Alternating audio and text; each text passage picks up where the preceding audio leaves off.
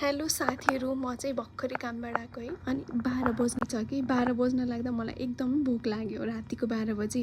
अनि यसो हेरेको यो करेन्ट चाउचाउलाई मैले देखेँ। यसले पनि मलाई देख्यो। यसले भन्यो कि मलाई पकाएर खा। अनि मैले पनि ल म तँलाई पकाउँछु भनेर झट्ट र पट्ट भाँडा बसालेँ। एकातिर बोइल गर्न थालेँ भने अर्कोतिर मैले कालो कराईलाई बसारेँ। अनि यसमा चाहिँ मैले तेल राखेँ, फ्रिजबाट फ्रेस धनियाँ इज सो फ्रेस। अनि अनियन पनि चप गरेर यसमा फ्राई गरेँ। यतिको भइसकेपछि मैले भिजाएको मटर अनि चनालाई पनि त्यही मिक्स गरेँ। अनि थोरै ब्रोकली अनि भिजाएर राखेको सोया चङ्क्सलाई पनि यहीँ एड गरेँ। यति गरेपछि यता चाउचाउ बोइल भएर रेडी भयो।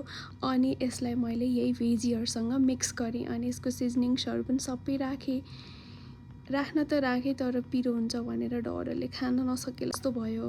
त्यसपछि मैले थोरै सेतो तिल पनि राखेँ, तर यस्तो मिठो भयो, पिरो पनि उत्तिकै भयो। Good night.